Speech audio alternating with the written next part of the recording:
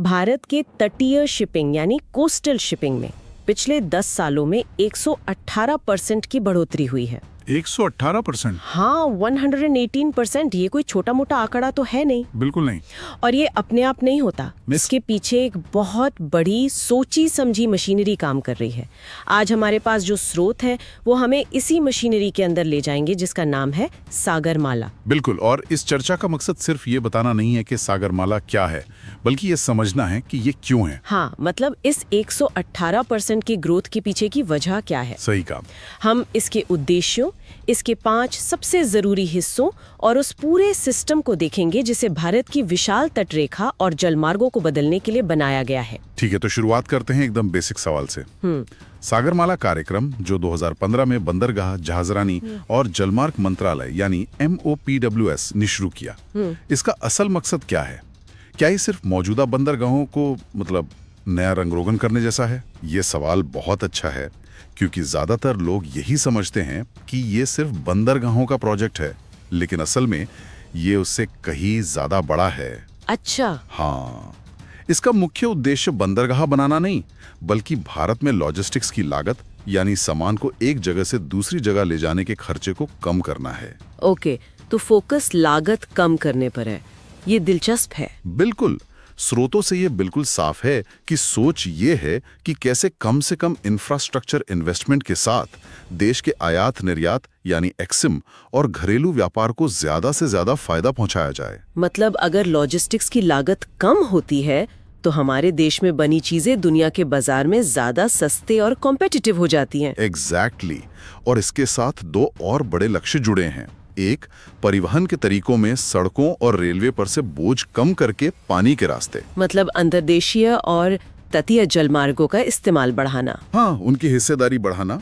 और दूसरा, समुद्री क्षेत्र से जुड़े लोगों के लिए रोजगार और नए स्किल्स पैदा करना। तो ये सिर्फ बिजनेस के बारे में नहीं है, ये लोगों के बारे में भी है। समझ गई।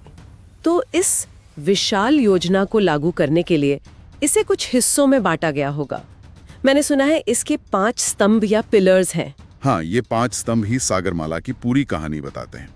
पहला स्तंभ वही है जो सबके दिमाग में सबसे पहले आता है, बंदरगाहों का विकास। सही, बंदरगाहों का आधुनिकीकरण और नए बंदरगाहों का विकास।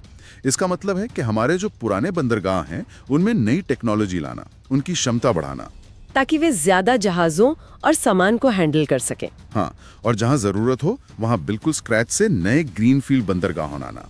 और इसकी जरूरत क्यों है?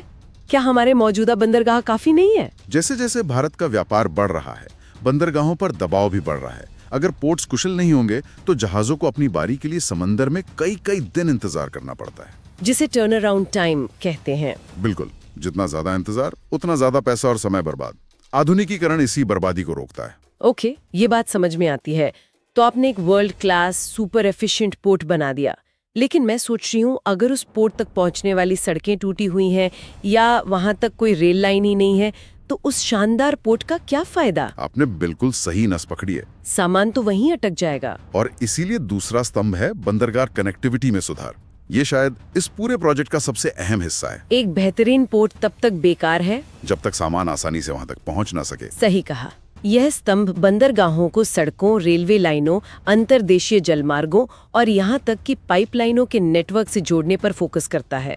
इसी को लास्ट माइल कनेक्टिविटी की समस्या कहते हैं। वो आखिरी कुछ किलोमीटर्स की रुकावट जो पूरी सप्लाई चेन को ठप कर सकती है। बिल्कुल। अब यहाँ से कहानी और भी दिलचस्प हो जाती है। तीसरा स्तंभ है बंदरगाह आधारित औद्योगिकरण, पोर्ट लेड इंडस्ट्रियलाइजेशन। हाँ, सोचिए अगर हम उस ट्रैफिक जैम को खत्म करने के बजाय उसे पूरी तरह बाईपास ही कर दें तो। वो कैसे? फैक्ट्री को भी बंदरगाह के पास ले जाकर। ये स्तंभ सिर्फ सामान को ट्रांसपोर्ट करने के बारे में नहीं है, बल्कि उत्पादन को ही बंदरगाहों के करीब लाने के बारे में है। अच्छा। इसके तहत तटीय आर्थिक क्षेत्र यानी कोस्टल इकोनॉमिक जोन्स और पोर्ट से जुड़े इंडस्ट्रियल क्लस्टर बनाए जा रहे हैं। आइडिया यह है कि सामान वही बने जहां से उसे सीधे जहाज पर लादकर दुनिया में कहीं भी भेजा जा सके। वाह, ये तो पूरी सप्लाई चेन को बदलने जैसा है। फैक्ट्री से सीधा जहाज पर। ये दशकों पुरानी औद्योगिक योजना को पलटने जैसा है। ये मेक इन इंडिया को सीधे समुद्री रास्ते से जोड़ने जैसा है। ये बहुत बड़ा बदलाव है। हाँ, ये एक गेम चेंजर है। और चौथा स्तंभ इस कहानी में इंसानी पहलू को लाता है। ये है तटीय सामुदायिक विकास की डेवलपमेंट। हाँ, ये बताता है कि ये कार्यक्रम सिर्फ कंक्रीट, स्टील और बड़े जहाजों के बारे में नहीं है। ये बहुत जरूरी है, क्योंकि जब भी इतना बड़ा डेवलपमेंट होता है तो एक डर हमेशा रहता है कि वहाँ पहले से रह रहे लोगों का क्या होगा। बिल्कुल। खासकर उन लाखों मछुआरों का जिनकी जिंदगी और रोजगार समुंदर से ही जोड़ा है। और ये स्तंभ इसी चिंता को संबोधित करता है। इसका एक बड़ा उद्देश्य तटीय क्षेत्रों में रहने वाले लोगों के जीवन को बेहतर बनाना है। कैसे? मतलब इसके तहत क्या काम हो रहा है? जैसे मछुआरों को आधुनिक और सस्टेनेबल मछली पकड़ने की ट्रेनिंग देना, मछली पालन के लिए बेहतर इंफ्रास्ट्रक्चर बनाना, और स्थानीय युवाओं को स्किल देना। हाँ, उन्हें पोर्ट से जुड़ी नौकरियों के लिए स्किल देना और तटीय पर्यटन को बढ़ावा देना, ताकि स्थानीय लोगों के लिए कमाई के नए रास्ते खुलें। कोशिश ये है कि विकास की लहर सिर्फ ऊपर से न गुजर जाए, बल्कि सबको अपने साथ ऊपर उठाए। ये सुनकर अच्छा लगा। और अब आते हैं 5वें और आखिरी स्तंभ पर, जो हमें वापस वहीं ले आता है जहां से हमने शुरू किया था। वो 118% वाला आंकड़ा। हाँ, सही। 5वां स्तंभ है तटीय शिपिंग और अंतर्देशीय जल मार्ग को बढ़ावा देना। ये सीधे उस 118% की ग्रोथ से जुड़ता है। मतलब सामान को ट्रकों और ट्रेनों के बजाय जहाजों से भेजना। बिल्कुल। भारत में हजारों किलोमीटर लंबी नदियां हैं जिन्हें ट्रांसपोर्ट के लिए इस्तेमाल किया जा सकता है, और हमारी तटरेखा भी बहुत लंबी है। जल परिवहन न सिर्फ सस्ता पड़ता है, बल्कि पर्यावरण के लिए भी बहुत बेहतर है। हाँ, एक सामान्य जहाज एक बार में सैकड़ों, कभी-कभी तो हजारों ट्रकों के बराबर माल ढो सकता है। सोचिए जरा, हमारी सड़कों से इतने ट्रक कम हो जाएं तो ट्रैफिक और प्रदूषण पर कितना असर पड़ेगा। तो ये 5 स्तंभ मिलकर एक पूरी रणनीति बनाते हैं। बेहतर बंदरगाह, बेहतर कनेक्टिविटी, बंदरगाहों के पास उद्योग, स्थानीय लोगों का विकास और पानी के रास्ते का ज्यादा इस्तेमाल। एक पूरी तरह से इंटीग्रेटेड योजना। लेकिन ये सब सुनने में बहुत महंगा लगता है। इतने बड़े और महत्वाकांक्षी प्रोजेक्ट के लिए पैसा कहाँ से आता है? इसका फंडिंग मॉडल भी इसकी योजना की तरह ही मिला जुला है। स्रोतों के अनुसार इसके 3 मुख्य स्रोत हैं। पहला और सबसे आम है पब्लिक प्राइवेट पार्टनरशिप, यानी पीपीपी, जिसमें सरकार और निजी कंपनियां मिलकर पैसा लगाती हैं। सही। दूसरा स्रोत है MOPSW के अपने आंतरिक और अतिरिक्त बजटीय संसाधन।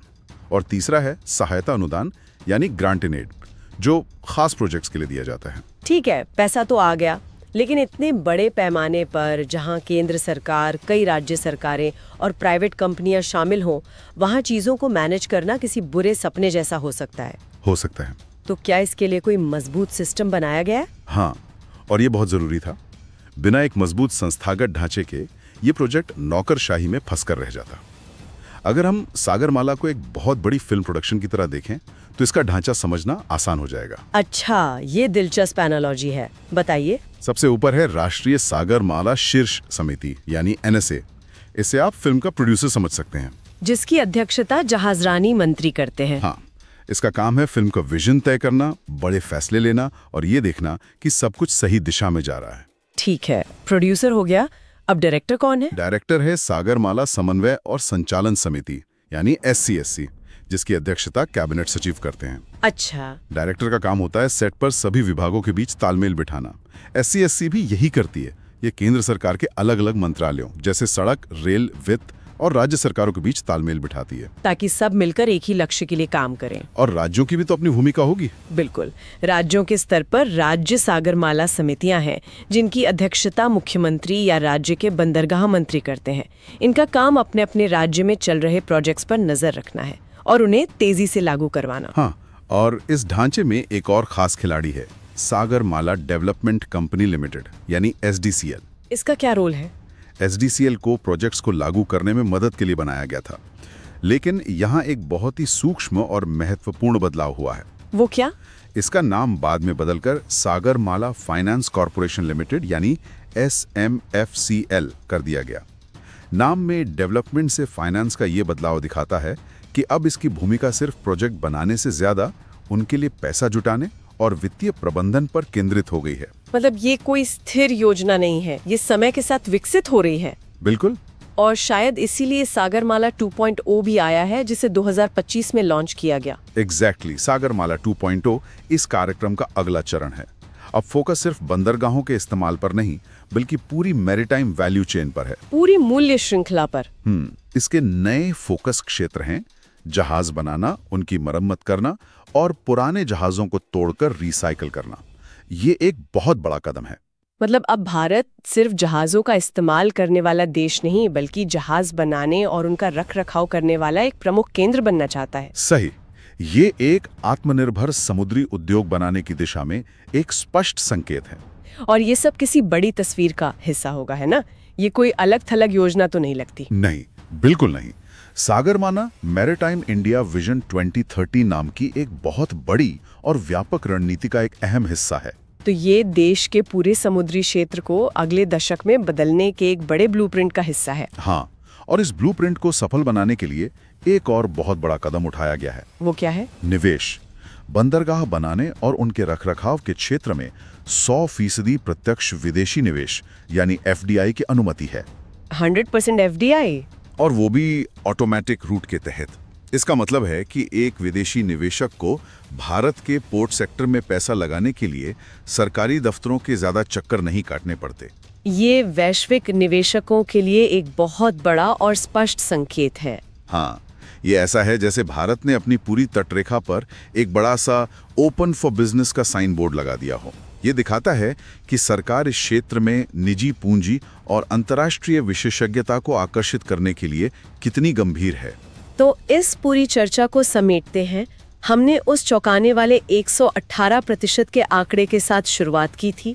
फिर हमने सागरमाला के मूल विचार को समझा कि ये सिर्फ बंदरगाह बनाने का नहीं बल्कि लॉजिस्टिक्स की लागत कम करने का एक आर्थिक मिशन है। हाँ, हमने इसके 5 स्तंभों को देखा जो बंदरगाहों के आधुनिकीकरण से लेकर कनेक्टिविटी, बंदरगाहों के पास उद्योग बसाने और तटीय समुदायों के विकास तक फैले हैं। मुख्य बात यह है कि सागरमाला सिर्फ एक इंफ्रास्ट्रक्चर प्रोजेक्ट नहीं है, ये एक आर्थिक रणनीति है।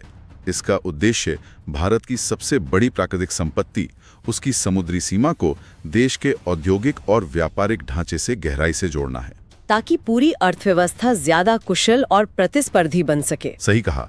हमने इसकी जटिल लेकिन असरदार संस्थागत संरचना को समझा, इसके फंडिंग मॉडल को देखा और ये भी जाना कि कैसे सागरमाला 2.0 के साथ ये भविष्य के लिए भी तैयार हो रहा है। ये सच में भारत के आर्थिक भूगोल को बदलने की एक बहुत बड़ी कोशिश है। बिल्कुल। और इस पूरी चर्चा के बाद एक सवाल सोचने के लिए रह जाता है। हमारे स्रोतों में आर्थिक और